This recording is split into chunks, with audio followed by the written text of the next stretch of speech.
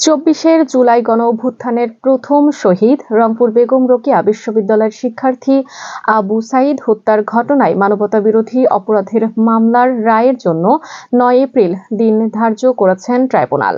বৃহস্পতিবার আন্তর্জাতিক অপরাধ ট্রাইব্যুনাল ২ এর চেয়ারম্যান বিচারপতি নজরুল ইসলাম চৌধুরীর নেতৃত্বাধীন ৩ সদস্যের বিচারিক প্যানেল এ তারিখ নির্ধারণ করেন।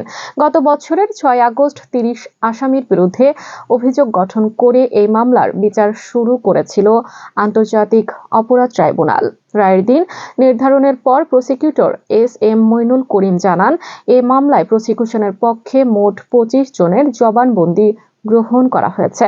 এর মধ্যে প্রত্যক্ষদর্শী, বিশেষজ্ঞ, সাংবাদিক, চিকিৎসক এবং পুলিশ সদস্য রয়েছেন।